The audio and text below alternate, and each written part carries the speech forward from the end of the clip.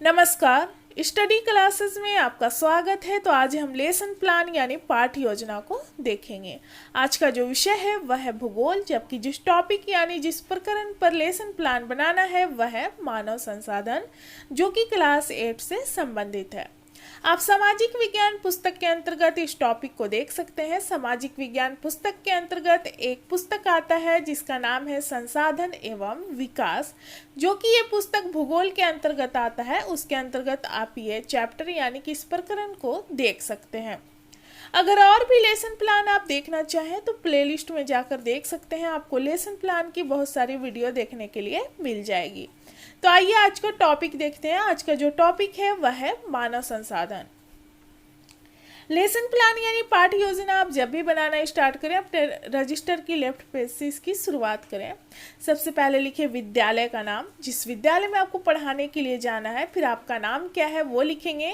क्रमांक यानी roll number क्या है आपका। विषय हो जाएगा भूगोल। प्रकरण यानी कि जो टॉपिक आपको मिला है पढ़ाने के लिए, तो यहाँ पर हो जाएगा मानव संसाधन। किस क्लास के लिए है, तो 8 क्लास के लिए। कितने समय तक आपको पढ़ाना है, तो जो क्लासेस होती हैं 35 या 40 मिनट की होती है, तो वो लिखेंगे। किस घंटे में पढ़ाने के लिए मिला है, डेट क्या है और आपका सत्र कौन सा चल रहा है, इन सारी चीज़ों को लिखेंगे। उसके बाद सामान्य उद्देश्य आता है। सामान्य उद्देश्य के अंतर्गत हम 5 पॉइंट लिखेंगे जो कि हमारा पूरे विषय से संबंधित होता है। विषय है हमारा भूगोल। विशिष्ट उद्देश्य में क्या करते हैं कि हम प्रकरण यानी कि जो टॉपिक मिला है उससे संबंधित हम पॉइंट को लिखते हैं। तो इस समान उद्देश्य के अंतर्गत देखेंगे पहला नंबर, छात्रों में भूगोल विषय के प्रति रुचि उत्पन्न करना। दूसरा, छात्रों को भौगोलिक तथ्यों का ज्ञान कराना। तीसरा, छात्रों को भौगोलिक परिस्थितियों का ज्ञान कराना। चौथा, छात्रों का सामाजिक व मानसिक विकास करना। और पांचवा हो जाएगा छात्रों को सामाजिक विज्ञान की दैनिक जीवन में उपयोगिता बताना। उसके बाद विशिष्ट उद्देश्य आता है। विशिष्ट उद्देश्य के अंतर्गत हम 5 पॉइंट देखेंगे जो कि हमारा टॉपिक से संबंधित पॉइंट है। पहला नंबर है छात्र मानव संसाधन के बारे में जानकारी प्राप्त कर सकेंगे। दूसरा है छात्र संसाधन के प्रकार को समझ सकेंगे। तीसरा, छात्र जनसंख्या वितरण के बारे में जान सकेंगे। चौथा नंबर है छात्र मानव संसाधन से संबंधित विषय को चार्ट पेपर द्वारा प्रदर्शित करने का कौशल विकसित कर सकेंगे। जबकि पांचवा है छात्रों में मानव संसाधन से संबंधित पत्र पत्रिकाओं को पढ़ने की रुचि विकसित हो सकेगी। उसके बाद हम राइट पेज में आएंगे।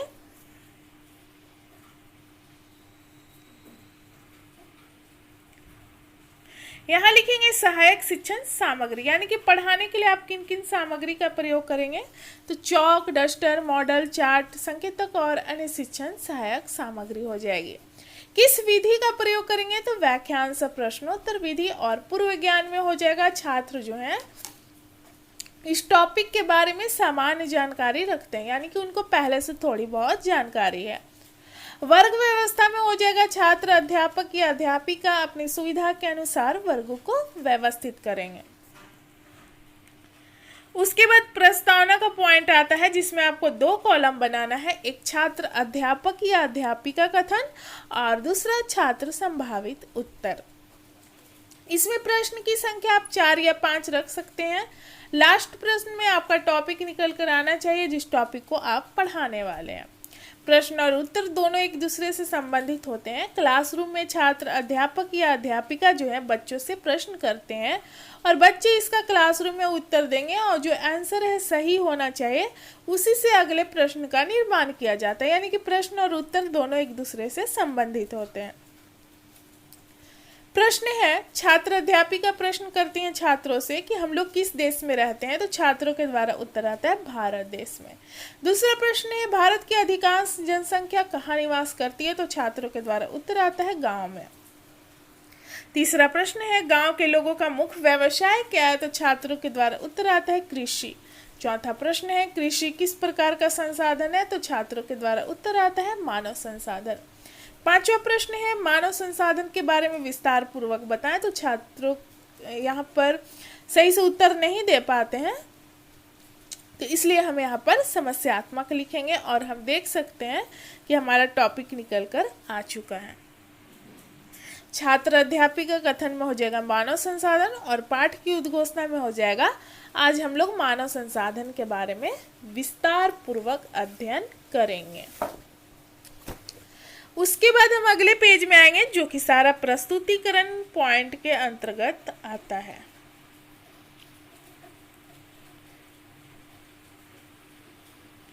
इसमें 4 कॉलम आपको बनाना है। एक शिक्षण बिंदु यानी कि चैप्टर से संबंधित पॉइंट को लिखेंगे, जिस पॉइंट को आप बच्चों के सामने एक्सप्लेन करने वाले हैं, पढ़ाने वाले हैं। दूसरा कॉलम जो आप बच्चों के सामने एक्सप्लेन करेंगे, दूसरे कॉलम में लिखेंगे छात्र अध्यापिका क्रियाशीलता में। और तीसरा कॉलम है छात्र क्रियाशीलन, यानी कि क्लासरूम में छात्रों का व्यवहार किस तरह का रहेगा, किस तरह उत्तर देंगे वो, उसको तीसरे कॉलम में लिखेंगे। और चौथा कॉलम है श्याम पट कार्य।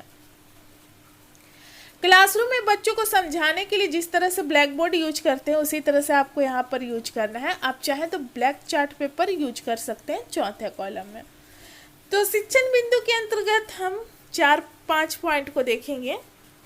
तो पहला पॉइंट है मानव संसाधन। इस पेज में हम 2 पॉइंट को देखेंगे। मानव संसाधन वह अवधारणा है जो जनसंख्या को अर्थव्यवस्था पर दायित्व से अधिक परिसंपत्ति के रूप में देखती है।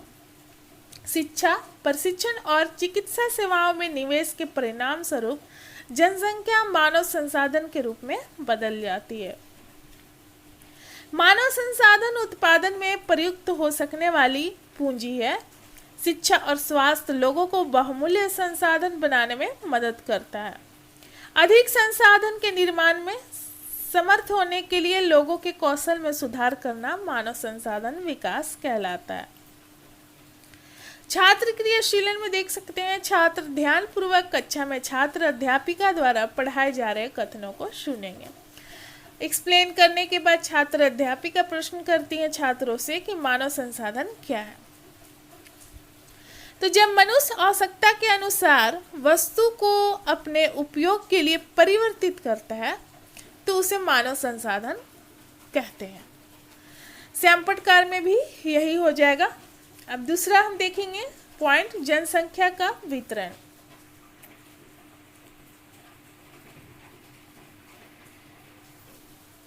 भूपृष्ठ पर जिस प्रकार लोग फैले हैं उसे जनसंख्या वितरण का प्रतिरूप कहते हैं। विश्व की जनसंख्या का 90% से अधिक लोग भूपृष्ठ के लगभग 30% पर निवास करते हैं। विश्व में जनसंख्या का वितरण अत्यंत असमान है। कुछ क्षेत्र में बहुत घनी आबादी है और कुछ में कम आबादी रहते हैं। दक्षिण और दक्षिण पूर्वी एशिया, यूरोप और उत्तर पूर्वी उत्तर अमेरिका घने बसे क्षेत्र हैं। यहाँ पर आबादी अधिक है। विश्व के 60% लोग केवल 10 देशों में रहते हैं। इन सभी देशों में 10 करोड़ से अधिक लोग रहते हैं। जबकि हम देखेंगे उच्च अक्षांशीय क्षेत्र, उष्णकटिबंधीय मरुस्थल, उच्च पर्वतीय और विषुवतीय वनों के क्षेत्र में जो आबादी है बहुत कम है। अब इसी से प्रश्न करती हैं छात्र अध्यापिका छात्रों से कि पृथ्वी के किन क्षेत्रों में बहुत कम लोग रहते हैं, कम आबादी है। तो छात्रों के द्वारा यहाँ पर उत्तर आएगा उच्च अक्षांशीय क्षेत्र, उष्णकटिबंधीय मरुस्थल, उच्च पर्वत आदि क्षेत्र में। श्यामपटकार में देख सकते हैं जनसंख्या का जो वितरण है, जनसंख्या का 90% से अधिक भाग भूपृष्ठ के लगभग 30% भाग पर निवास करते हैं। जनसंख्या का जो है 90% से अधिक लोग या अधिक भाग भूपृष्ठ के, पृथ्वी के 30% भाग पर निवास करते हैं। अब अगले पेज में आएंगे, तीसरा शिक्षण बिंदु देखेंगे।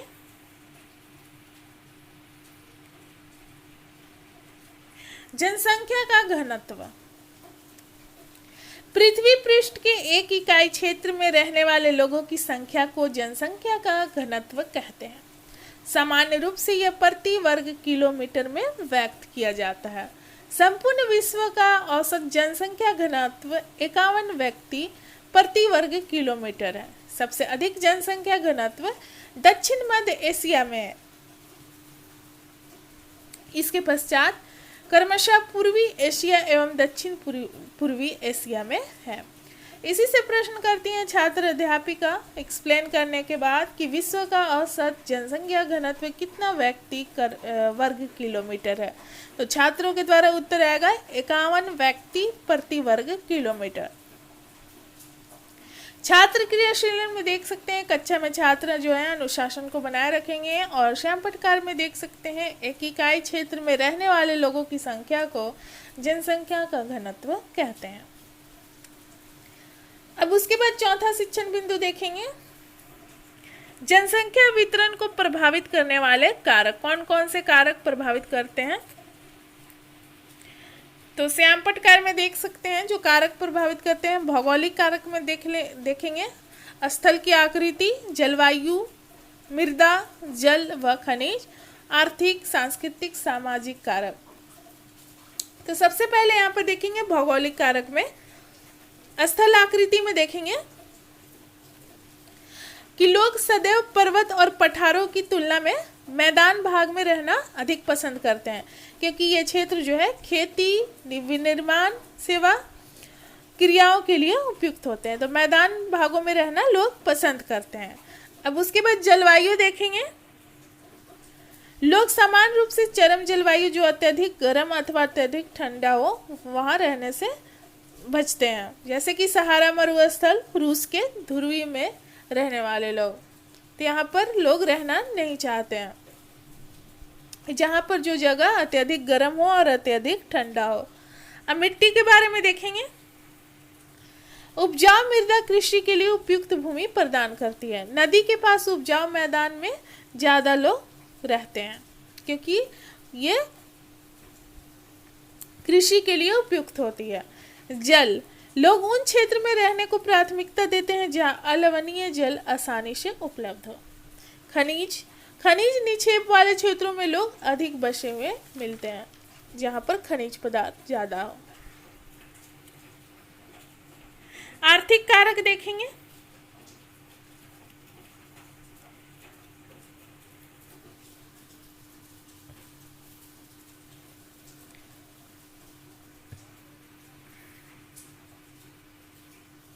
औद्योगिक क्षेत्र रोजगार के अवसर प्रदान करते हैं, जहां उद्योग धंधे ज्यादा हैं, लोग बड़ी संख्या में इन क्षेत्र की ओर आकर्षित होते हैं, जैसे कि जापान में ओसाका और भारत में मुंबई।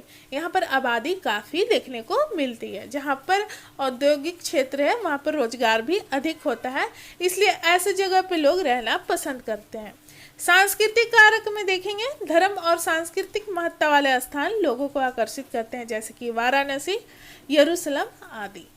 सामाजिक कारक, अच्छे आवास, शिक्षा और स्वास्थ्य सुविधा के क्षेत्र अत्यधिक घने बसे हुए क्षेत्र हैं, जैसे पूना, जहाँ पर अच्छा आवास हो, शिक्षा हो, स्वास्थ्य की सुविधा हो, तो वहाँ पर लोग रहना अधिक पसंद करते हैं। यहाँ पर छात्र क्रियाशीलन में देख सकते हैं, छात्र श्यामपट में लिखे जा रहे वाक्यों को अपनी कॉपी में लिखेंगे, और जो यहाँ पर एक्सप्लेन किया गया इस पॉइंट का, इसी से प्रश्न करती हैं छात्र अध्यापिका, जो कि बोधात्मक प्रश्न के रूप में देखेंगे। जनसंख्या वितरण को कौन कौन से भौगोलिक कारक प्रभावित करते हैं? तो जलवायु, मिट्टी, स्थलाकृति, जल, खनिज आदि। अब जो लास्ट पॉइंट है हम देखेंगे जनसंख्या परिवर्तन।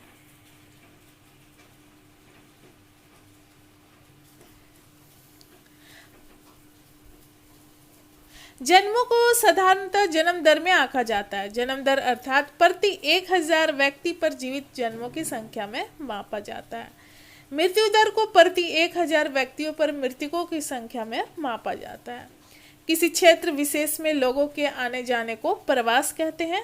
जन्म और मृत्यु जनसंख्या परिवर्तन के प्राकृतिक कारण है। एक देश के जन्म दर और मृत्यु दर के बीच के अंतर को प्राकृतिक वृद्धि दर कहते हैं। उत्प्रवासी उसे कहते हैं वे लोग होते हैं जो देश को छोड़ देते हैं, अपने देश को छोड़ देते हैं, जैसे सूडान। ये ऐसा देश है जिसमें लोगों के बाहर चले जाने के कारण जनसंख्या में काफ़ी कमी अनुभव किया गया है। अब इसी से प्रश्न करती हैं छात्र अध्यापिका छात्रों से कि मृत्यु दर को कितने व्यक्ति पर मृतकों की संख्या में मापा जाता है? तो प्रति 1000 व्यक्ति पर।